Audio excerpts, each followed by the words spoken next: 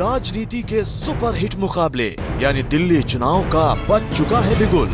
Third degree के इस season में आज तक की पॉलिटिकल इन्वेस्टिगेशन टीम इंटेरोगेट करेगी दिल्ली के दिग्गजों को। आज की पीआईटी है अंजना ओम कश्यप, श्वेता सिंह और पुण्य प्रसून वाजपेयी। इनके सामने हैं आम आदमी पार्टी के नेता मनीष सिसोदिया।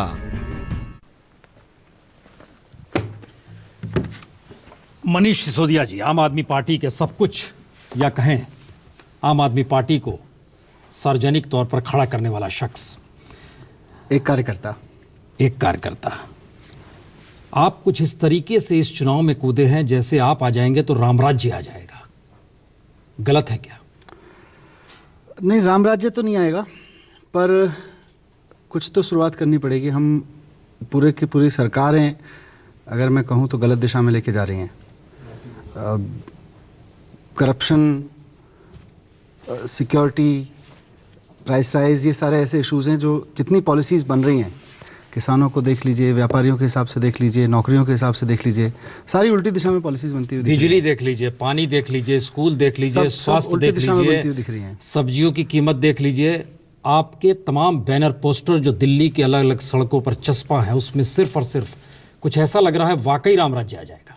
ज़रूरत तो है जी इसकी। अब इसको रामराज्य बोलो, मुझे तो बिजली सस्ती चाहिए, आप बोलो रामराज्य की जगह लक्ष्मण राज्य में आएगा, मैं लक्ष्मण राज्य बोल दूंगा। लेकिन इसकी ज़रूरत तो है कि दिल्ली में जो भ्रष्टाचार करके बिजली महंगी हुई है उसको बिजली सस्ती करनी पड़ेगी। जो बाकी चीज़ें महंगी हुई हैं, गंदगी है, करप्शन है, रिश्वत ली जाती है छोटी छोटी चीज़ों पे।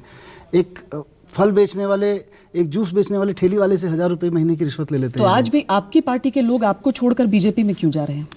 कौन से लोग हैं वो किसी टेलीविज़न चैनल पे, मैंने अभी आज किसी पे प्रेस रिलीज पढ़ी कि उसमें हो रहा है, किसी एक टेलीविज़न चैनल पे किसी एक कार्यकर्ता को जिसको हम जानते भी नहीं हैं उसको दिखाना शुरू कर दिया ये आम आदमी पार्टी के नेता हैं। जब हमने उसको ऑब्जेक्शन किया, भैया हम तो जानते भी नहीं, फिर बोला आप समर्थक हैं। 4 दिन उनको डिबेट में बिठाया, आप समर्थक बना के 5वें दिन बीजेपी में आके उनको शामिल कर लिया।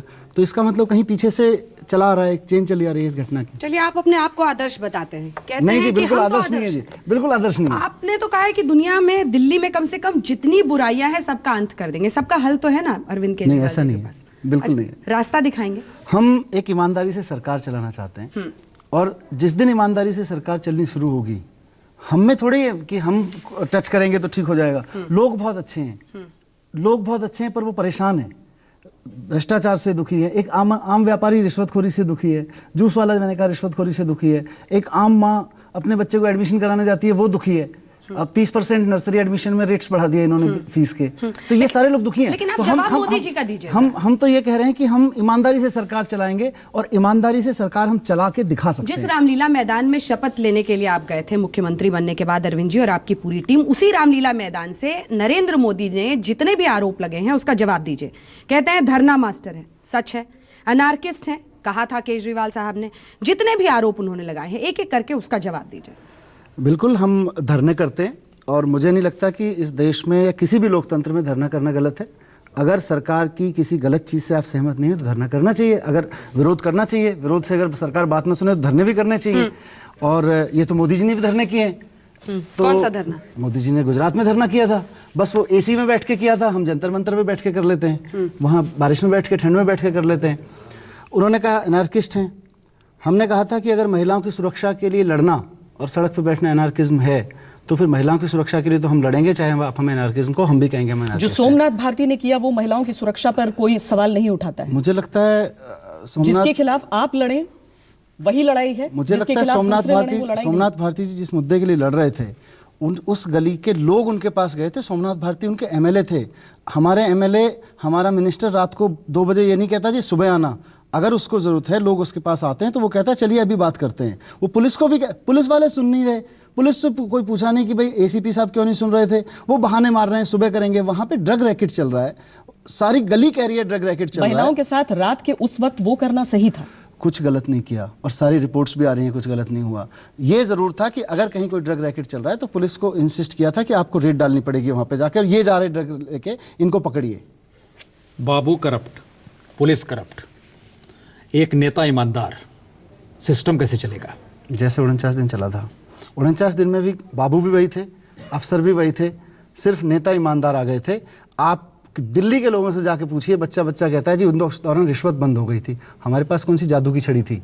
हमने सिर्फ एक ही चेंज किया था कि 7 जो लोग बैठे थे वहाँ पे, 6 मिनिस्टर्स और एक चीफ मिनिस्टर, एक आदमी ने भी रिश्वत नहीं ली और एक आदमी चैन से नहीं सोया, बस काम करते रहे, लोगों के पीछे भागते रहे, रात भर भागते थे। उसका नतीजा ये हुआ कि अल्टीमेटली बाबू और जिनको आप करप्ट, सब करप्शन, नेता करप्शन करता है तो सारे लोग करप्शन करने की लाइन में लग जाते हैं। ये पाइपलाइन है, मैं आपके अंदर डालता हूँ, आप उनके अंदर डालिए, मैं अपनी निकाल देता हूँ, आप उनके अंदर नहीं डालेंगे।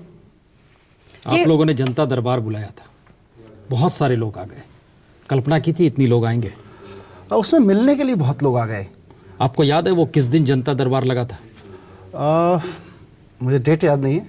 नहीं, कितने दिन सरकार बने हुए हो गए थे, आपको याद है? हाँ, लगभग 30 दिन हो गए थे। जी नहीं, 26वें दिन बुलाया गया था। इन 26 दिनों में आपको समझ नहीं आया कि इस दिल्ली के भीतर लोगों की परेशानी क्या है? और जब आप जनता दरबार बुला रहे हैं और आपने जो तय किया है कि कितने लोग आएंगे, इसका मतलब है आप दिल्ली के नब्ज को नहीं पकड़ पा रहे थे। नहीं, जितने लोग अपनी शिकायत लेके आए उससे ज़्यादा लोग अरविंद से मिलने आ गए कि हम बस आपसे मिलना चाह रहे हैं जी, और वो फिल्टर नहीं हुआ। अगर वो फिल्टर किसी तरह से हो जाता तो जो लोग शिकायत लेके आ रहे थे उनके लिए तो पूरी व्यवस्था थी, पर वो अचानक कहीं कहीं से, दिल्ली से बाहर से लोग, उनको लगा कि आज अरविंद केजरीवाल खुले में सड़क पे बैठेंगे, हम भी चलते हैं, हम भी हाथ मिला लेंगे, वहाँ वो मैनेज नहीं हुआ। इसका मतलब है एक भीड़ अगर आए तो आपको सड़क छोड़नी पड़ेगी, छत पे जाना पड़ेगा, नहीं, मैनेज करना पड़ेगा। मैनेज तो हुआ नहीं। हर चीज़ सीख रहे हैं। सीख रहे थे? बिल्कुल सीख रहे हैं, आगे भी सीखते रहेंगे। अगर सीख रहे थे और आप टोपी पर स्वराज लिखते हैं तो आप एनार्किस्ट अगर है गांधी के तर्ज पर, गांधी ने हिंद स्वराज में बहुत साफ तौर पर लिखा था कि ये संसदीय राजनीति से बड़ी भ्रष्ट सिस्टम कुछ दूसरी होती नहीं है। संसदीय राजनीति आज इस देश की हकीकत है और इसी को ठीक करना है। इसमें अगर कोई गलत आदमी जा रहा है, अगर कोई वहाँ बैठ के गलत काम कर रहा है तो उसी को ठीक करना है। अब संसदीय राजनीति हो नहीं हो, इस पे तो दुनिया भर में हो सकता है डिबेट्स हों, पर आज हमने भारतीय होने के नाते संसद को स्वीकार किया है, संसदीय राजनीति को स्वीकार कर रखा है, तो इसी को ठीक करना है। हम खाली अंतर समझना चाह रहे हैं कि दूसरे राजनीतिक दल भी अपनी सुविधा से परिभाषा गढ़ते हैं, आप भी अपनी सुविधा से परिभाषा गढ़ते हैं। हमें तो जी ऐसी ज़िंदगी चाहिए जिसमें भ्रष्टाचार ना हो, जिसमें असुरक्षा ना हो, ये मारपीट ना हो। चेंज, एक सामान्य महिला घर से अपने बच्चे को लेकर निकलती है, चेन स्नैचिंग हो जाती है। अब उसको आप किसी परिभाषा से ले आओ, ऐसा शहर बना दो, ऐसे गांव बना दो, किसी भी परिभाषा से बना दो, हमको तो इसके लिए चुनाव लड़ना जरूरी है। मजबूरी हो गई। हमें लगता था कि शायद जंतर मंतर पे बैठ के ये लोग सुन लेंगे, पर उस दिन एहसास हुआ कि जंतर मंतर पे बैठ के अगर आप एक अच्छा आंदोलन करें, एक बड़ा आंदोलन करें, तो आप इस देश में, देश की संसद में बैठे हुए लोगों को सैटरडे संडे के दिन बैठक बुलाने पे तो मजबूर कर सकते हैं, लेकिन वहाँ वो अंदर बैठ के चुटकुले सुनाएंगे, आपका मजाक बढ़ाएंगे जंतर मंतर के आंदोलन का, या लोकपाल बिल पे बहस करेंगे, उस पर मजबूर नहीं कर सकते। मोदी साहब की एक बुराई जिसका मुकाबला करने आप इस बार मैदान में उतरे हैं, क्या बुराई है उनकी? मोदी साहब से तो हम मुकाबला ही नहीं करने उतरे, हम तो भ्रष्टाचार से मुकाबला करने उतरे हैं, और हम अपराधी से मुकाबला, महिलाओं के प्रति असंवेदनशील, महंगाई करने वालों से मुकाबला करने उतरे हैं। और दुर्भाग्य से दिल्ली नगर निगम भारतीय जनता पार्टी चला रही है और तीनों दिल्ली नगर निगम बहुत करप्ट हैं। दिल्ली में जब से भारतीय जनता पार्टी सरकार चला रही है, पिछले 7 महीने से लगातार रिश्वतखोरी हो रही है। छोटी छोटी चीज़ों पर रिश्वत मांग रहे हैं लोग। जैसा मैंने कहा, अभी 2 दिन पहले ही मुझे एक उसने बताया, जूस वाले रेडी वाले ने, कि साहब 1000 रुपये मांगने आते हैं, क्या करूं बताओ। तो ये बुराइयां किसकी हैं?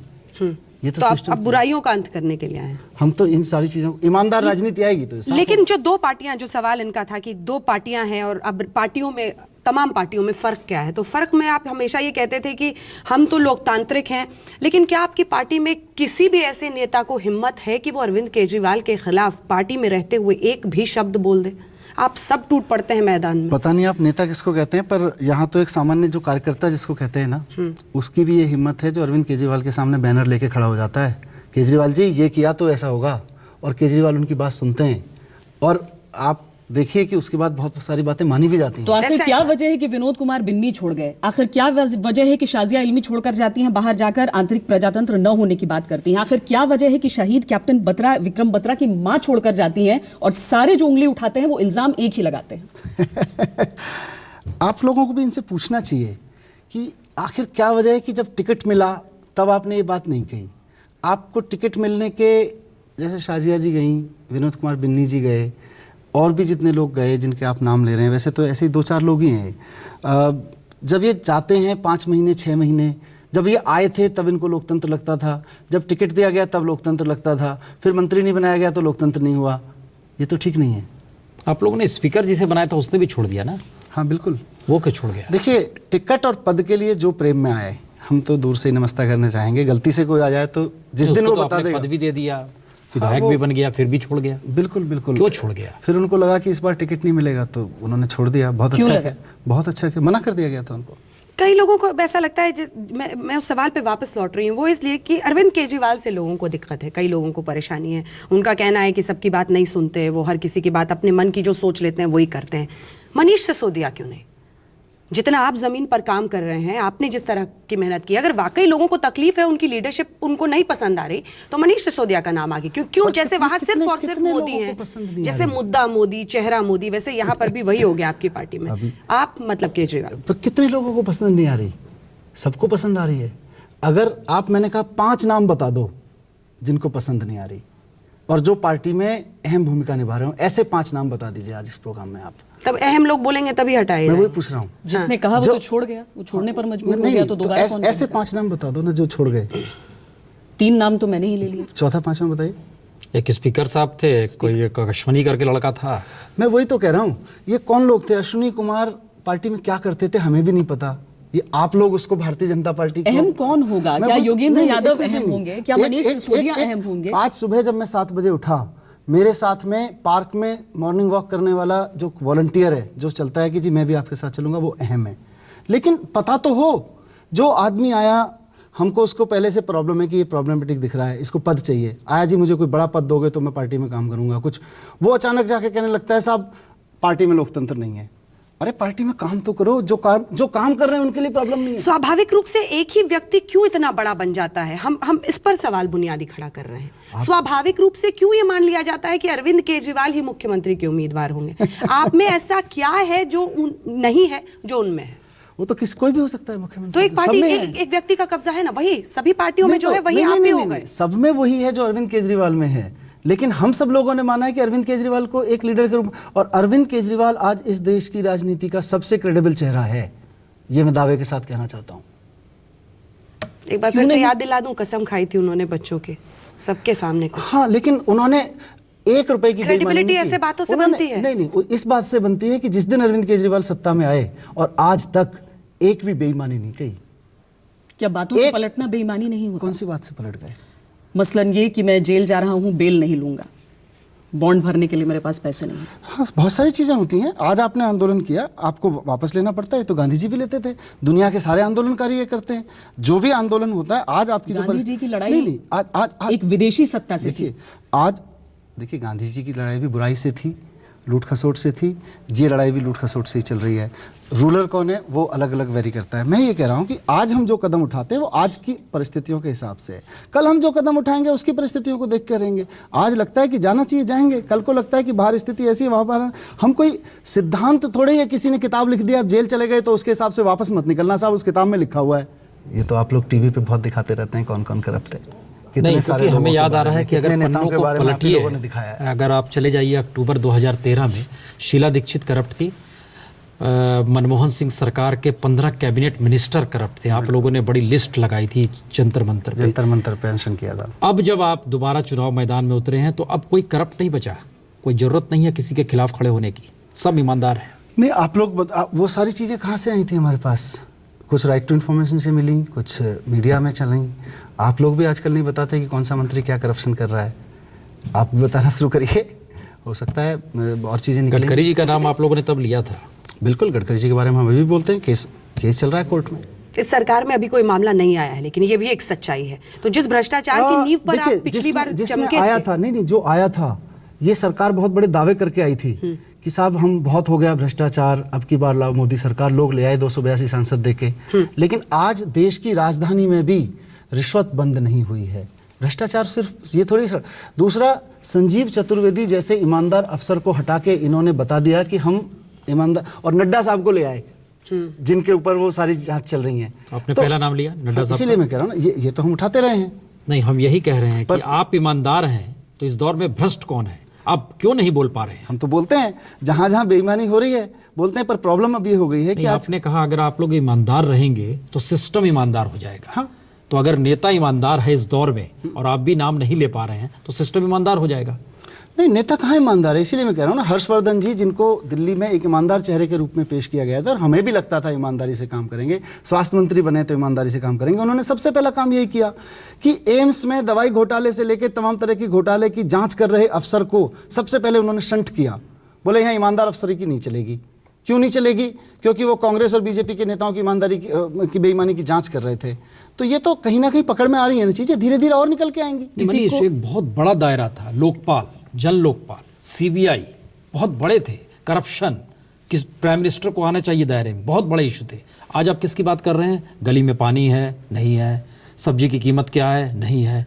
एक सिस्टम को बदलाव के लिए आप लोग राजनीति में आए थे, आज आप राजनीति में खड़े होकर सत्ता पाने के लिए उन मुद्दों को उठा रहे हैं जिसका कोई मतलब नहीं है, जिसे तो बाबुओं को ठीक करना है। हमारा पहला नारा यही है अभी भी, दिल्ली को देश का पहला भ्रष्टाचार मुक्त राज्य बनाएंगे, और यही हमारा नारा है। अच्छा, किसी को चोर कहना या बेईमान कहना निजी आरोप है या नहीं?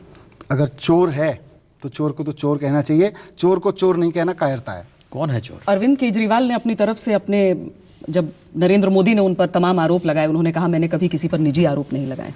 वो प्रेस कॉन्फ्रेंसेस याद आ गए हमें जहां पर वो एक सूची लेकर कौन चोर है कौन बेईमान है हाँ, बताते तो रहे। फैक्ट्स रखते थे, ये निजी आरोप थे, फैक्ट्स रखते थे सामने, सारे फैक्ट रखे हैं, रॉबर्ट वाड्रा जी से लेके नितिन गडकरी जी से लेके सब लोगों के फैक्ट्स रखे हैं। और जो बीजेपी छोड़कर आपके पास आ जाए वो बेईमान नहीं रहता। एक नाम बताइए। 6 बागी आए हैं आपके पास, पर उनके खिलाफ एक सबूत दिखा दीजिए। आप चैनल पे प्रोग्राम चलाइए, हम इस वजह से आपने शामिल किया आपके चैनल नहीं आपके चैनल पे बैठ के उनकी मेंबरशिप रद्द करेंगे। आपने इस वजह से उन्हें लिया, आम आदमी पार्टी में शामिल किया, या फिर इस वजह से कि आपको डर था कि भारतीय जनता पार्टी के सामने मजबूत रहने के लिए हमें उनके भी लोग चाहिए? फिर तो हम 60 ले लेते, 10 की, मतलब मेरे ख्याल से 3 या 4 6 या 7 ऐसा नहीं है। बहुत सारे लोग हैं भारतीय जनता पार्टी से आए हैं जिनको टिकट नहीं मिला। नहीं मनीष, तो मतलब यही है ना कि बहुत सारे कार्यकर्ता हैं जो सीनियर लीडर हैं उनके अपने अपने जिलों से, लेकिन उनको टिकट नहीं मिला।